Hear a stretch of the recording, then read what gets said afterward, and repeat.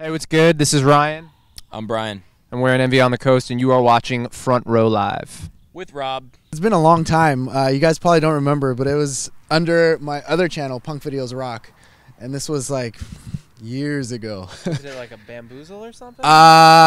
It was a festival, and I don't remember. And I think you might be right that it was a bamboozle. Left? Yes, here in I don't remember if it was Pomona or if it was, because there was 2 days. There was Pomona, and then there was Irvine. We probably did Pomona. I think Pomona. That sounds familiar. But it was definitely one of my first interviews, and you know, I don't look back to that because it was horrible. Did we make it easy on you or no? You guys made it easy. I just felt uncomfortable with myself. I can't even look at it today. How we feel about old song? It's all good. It's across the board. How's it going, guys? Doing well, man. Yeah, doing very well. It's been a while since this project has done anything. What was the defining factor of you guys saying like, hey, let's do this all over again? The money, for sure. Yeah, someone offered us a lot of money, and we're rich now, so. That major reunion, man, it has to happen. It's, dude. Well, that's all we really wanted, because I had a startup, and that didn't work out, and then this happened, and now we're rich, so it's good. It's easy. It's easy being rich. You've done it, and you haven't even gone on tour yet. There you go. I have hundreds of people working under me now. It's fantastic. No, man, we just like we tried to get the reunion kind of thing happening with all the other guys for a while. Didn't look like it was gonna ever happen, and we kind of got sick of the idea of all of our songs and music living on Spotify and some digital fucking hellhole forever. So we decided to do our own thing with it, and that's what we're doing. Now, you guys not only did like a reunion thing, your fans obviously loved it when you guys first played, those first couple songs again. But what was that presence like that first time you guys hit the stage as Envy on the Coast once again? It was very hot because the air conditioning at Webster Hall broke, and like 2 songs deep, I remember just thinking to myself, "You're fat, you're old, and you shouldn't be doing this anymore." No one told me that it was like 120 degrees in the room and that everybody was feeling this collectively, and it wasn't just me on stage. But I remember just looking down at the set list and being like, this is bad. Someone's going to need to get us some stretchers as soon as possible because we're not making it through. No, but it was good. It was fun. It had been a really long time, so it's like you're hit with all of that energy, and yeah, like we're very fortunate to have people who remember us. I don't remember anything from 8 years ago, so so it's wonderful that people remember our band. Nice. Now you guys are about to drop an EP, Rituals EP, June 30th. Yeah. Is it safe to say that this is a follow-up to Low Country, or is this like a completely new thing for Envy on the Coast? That was a good question. So the songs that are on the EP were actually born from demos that were written after Low Country. So their DNA is definitely from that era. But when Ryan and I revisited them and tried to make them something that we wanted to do now, a lot of stuff I think changed about them, but their like skeleton kind of remained the same. So I think it's a little bit of both. I think there's like parts of it that kids will recognize, some of the tones and some of the stuff from Low Country, and then some of it is definitely teetering in a new direction, which is kind of more of the stuff that we are into now. Right. Yeah. In between that time of the hiatus, you guys did your own projects. You guys, worked on more music. You guys grew. So how different was it, being in the studio again as this project? Like, how did you feel you grew as like the artist of Envy on the Coast?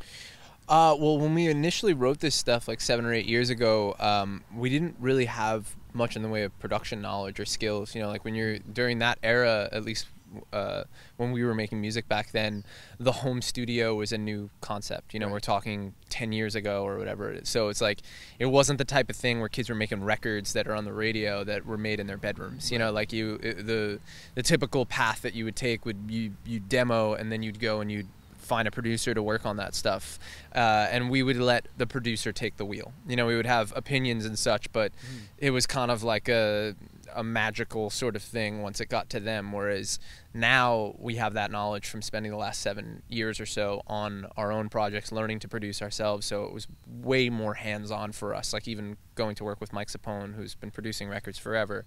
Right.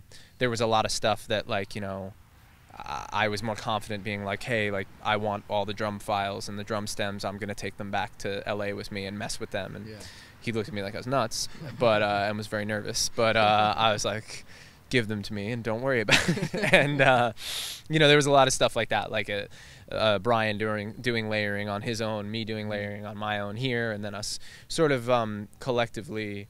Whoa, coyote! Yeah, it was a coyote. Dang. Yeah. Daylight too. Yeah, that's awesome.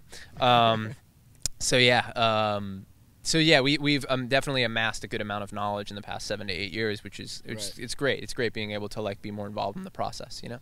And as you guys are doing this on your own, like, did you guys feel it was more of a challenge this time around, or was it more of a challenge the first time you guys ever went into the studio to record anything? It was definitely more of a challenge the first time around because I think, like Ryan said, like we've kind of had a massive studio knowledge and production stuff, so like it was a little less scary this time around. Like it wasn't this like mysterious process. Like we kind of know what we like. Right. Yeah, I mean, like it's easier because we're older and we kind of know who we are. So yeah. And how did this new direction really come about? Was it a natural transition because of what you guys are currently listening to, what you guys are currently into? Like, how did that really come about? It wasn't really conscious. I feel like this is one of the, you know, I don't think we've ever spoken about this, but I feel like this is one of the few records that we've made where there wasn't really a lot of talk about like references. You know, like typically I feel like when you're younger, you know, whether you're conscious or subconscious about it, you want to do what band X is doing or whatever. You're pulling from this thing that is either obvious or not so obvious or whatever. Whereas like I feel like Bryan would bring, you know, even a guitar part that we had demoed 7 years ago, he'd approach it from a totally different tonal place that like I wouldn't necessarily know where it would be referencing from or wouldn't ask. It would just, we just dug it. It was, you know, you've had all this time now and there's so many influences that we're pulling from that it was just really natural in that sense. And I also think that because the stuff had been demoed a while ago, that there was stuff we were maybe pulling from back then, and then we added whatever we were doing now, so it got flipped on its head a bit. It's like it's a really weird sort of experiment in the sense that like we'll never do anything like this again, where we'll have something that's 7 years old that we reproduce, you know. But we believed in the songs, and we felt like it was this little chapter that needed to hit the public before we could fully move on. It was like this like bridge that we needed to share, you know. Is that why these specific 6 songs were like you had to get them out, or were there more that you guys actually chose from? There were a lot more. There were about, I think, 25 to 30, depending on how you look at it. Maybe even if you factor in the stuff that we had individually at that time, because we were both exploring on our own, maybe closer to 40. But these were the ones that we were like, these definitely would have been on the Envy on the Coast record that would have come out then, you know, and then we just reproduced them and made them, you know, put them in our voice today, you know. So. Could you briefly talk about the 6 tracks that are on there, like what each track is about? I don't know. Is that even possible? Not really, just because, well, for one, like, we renamed these songs, like, pretty recently. Like, I would say, and, like, I've kind of have a hard time, like, remembering the new names of the songs. Like, I feel like I have, like, most of them down. Right. But, like, as far as saying what they're about, like, we've kind of always, like, shied away from doing stuff like that, only because it doesn't really matter what they're about to us, because it's only ever going to be our perspective. So like when kids listen to it, they're gonna get what they get out of it. You know what I mean? That's how I feel about it. So yeah, I don't want to taint anybody having their own experience with it first. You know what I mean? Like I'd rather kids have the opportunity, or people have the opportunity, to sort of ingest it. And when I listen to stuff, or when I experience a film or a song or a record for the first time, like I feel like a lot of times records or movies or whatever will find me at a period in my life where I need it most, you know, where it's like, wow, this is crazy that I'm watching this right now, considering what's going on in my personal life or whatever. And I'd like people to have that opportunity to sort of put themselves inside of it before I tell them where I pulled it from. You know? No, that makes complete sense. Now, this record's actually with Equal Visions. Yeah. How did this opportunity come about with you guys? Did you guys already have this done and ready to be released when they stepped up, or did they step up and then you guys started working on this? Well, continued working on the music. I was gonna say, have you ever seen Airheads? I've definitely seen Airheads. That's exactly how it went down. Oh yeah, well, sort of, but so we were pretty down, on the balls of our ass, and we were like, we gotta figure it out. We got these songs, we gotta figure out what we're gonna do with them. Yeah. So we decided we're gonna go to the one place that we knew we could find someone that was gonna listen to us. We did have to arm ourselves, and we broke in to Equal Vision. We're like, listen, we're getting a record deal. You guys are dangerous. We're getting a record deal, or someone's getting greased. And the magic that's on the tapes. And so when we broke in, we took a few hostages. One of those people was Francesca, good friend from back in the day. Okay. So we knew that we could break her pretty easily. And we broke her, and she got us a record contract, and no one got hurt, and that was it. It was good. I mean, she's always known how to pick the bands. Yes. So I've never had a problem with that with her. And we knew how to get to her and get what we needed out of her. Like her family, loved ones, we just we're like, listen, we don't get a record contract, someone's gonna get hurt, and that's it. So was she the defining factor of why you guys wanted to be with Equal Vision? Yes. Yeah. She didn't really have a choice, but yes. Yes. Yeah, we love Francesca. It's been great working with her and the EVR team so far. Yeah. And Do you guys have any tour dates planned out for the release, or anything coming up for the release? we have a circus. But you hate circuses. I do. My man, doing his homework. I try. I try. That's great. I try. You know. No, it's our kind of circus. It's going to be all rescue dogs. Coyotes. Vegan concessions. What else? It's going to be a traveling ritual circus. You can face paint. What else? To be honest with you, we kind of didn't really plan anything after when we were releasing the record. We're just like, put it out, see how it goes. We'll see what happens. Yeah, we just played shows. You know what I mean? So we're trying to keep it special. You know what I mean? So we're trying to keep it special. That's all. Things are percolating. They're not ready yet, so it wouldn't be right for us to kind of just blow our load, if you will. That was really subtle. Prematurely ejaculations. You guys posted something on your Instagram about Adam Elmakias. Yeah. You guys gave him an opportunity when he was in high school. He was still, I'm gonna say, he was still a nobody. Yeah. But what is it that you guys saw in him that you guys, like you mentioned, you flew him out to New York for a shoot? Why him out of so many other photographers out there? He was the first person that we ever met on tour that really not one. I shouldn't say the first person, but he was one of the first people that ever showed us the kindness of opening their home to us and letting us stay with them after a shitty show that we played that no one was really at, and he's just like, yo, you guys need a place to stay, and we did, and he kind of brought up the fact that he was a photographer. I'm like, yeah, man, you can take pictures of us, cool, Yeah. And it wasn't really, it was kind of just that, you know what I mean, and we ended up liking the photographs so much that we ended up flying him out to shoot us again in Long Island, which he brought up. We both forgot about that. Yeah, and that shoot went horribly wrong. It was just not good, and it wasn't his fault. It was kind of us being we wanted some really dumb high concept photo shoot because that's what we figured would get people to look at it, and it didn't. It looked horrible, and yeah, and he brought it up. I was like, dude, I totally blocked that out of my mind because it was really not a good look. Just like my first interview with you guys. Yeah, I wish I remembered that. No, I don't. I'm glad you don't. Very forgiving. But yeah, no, and I found Adam a few years ago. I stumbled upon his Instagram page, and I knew he was working, but I had no idea that he had built himself into this thing. He made such a huge impact with all those bands, and he has his own following of people, and he has his own style of photography, and he's a teacher, and he's a brand ambassador, and he's all these things.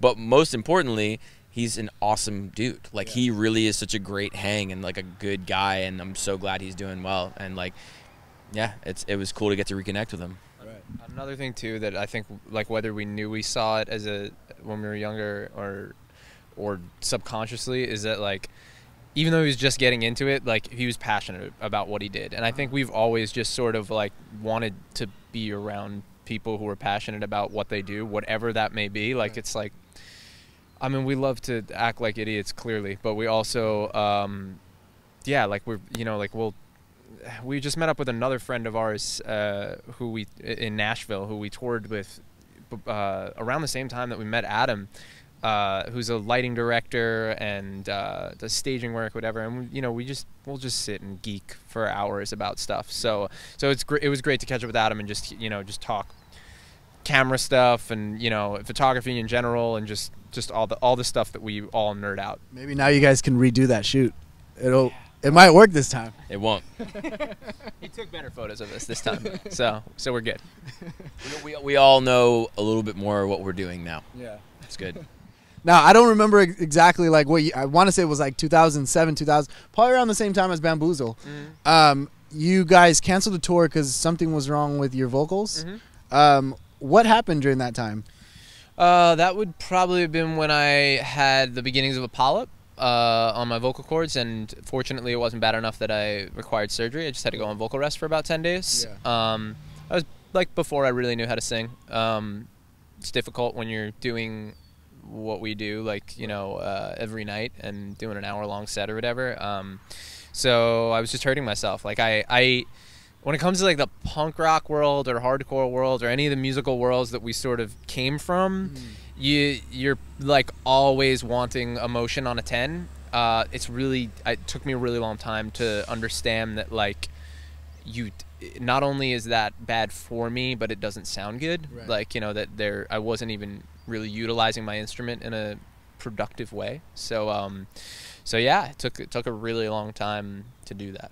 And is that, how did you change the way that you're singing now? Like, yeah. Aside from like maybe not screaming as much or maybe not like hoarding it out like the way that you did, but are you singing differently? Like, it's not even so much not screaming as much, because if you know how to scream and do it right, you can do it for an hour straight.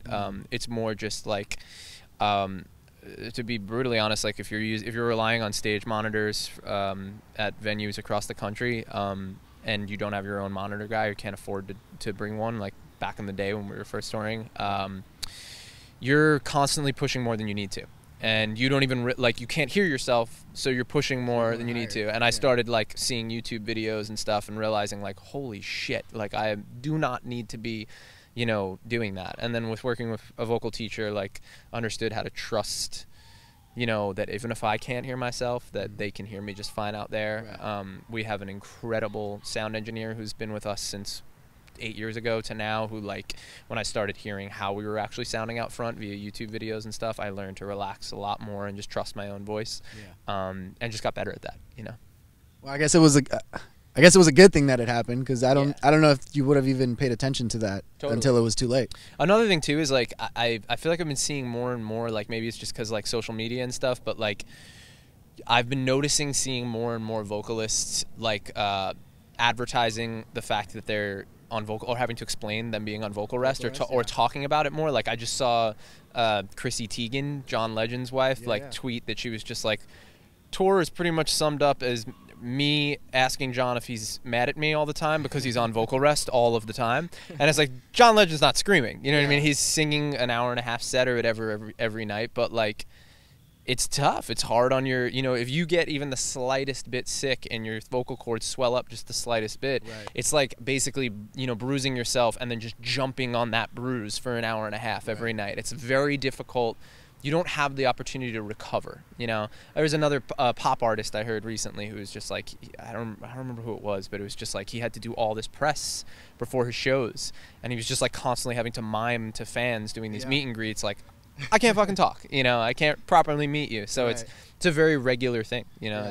It took me a while to realize it, because before I was like, come on, but he's in town, why can't we do this interview before the show? But now, you know, over the years I started realizing like, oh well, they got to rest, they got to relax. It sucks. Don't be a singer. Don't be a singer. No one likes them. What about guitar players? No one likes them either. No one cares. We're fucking DJs. They don't care. It's fine. Really so the actual album is gonna be like a whole EDM record then? Yeah, bro. Well, what else are we supposed to do? That's it. No one likes guitars. Don't play guitar. Get one of those things with all the buttons and the fake little record, a little video game fucking controller, whatever it is, and be a DJ. That'll make you money. Man, I'm not old. preach it. That's what I'm saying.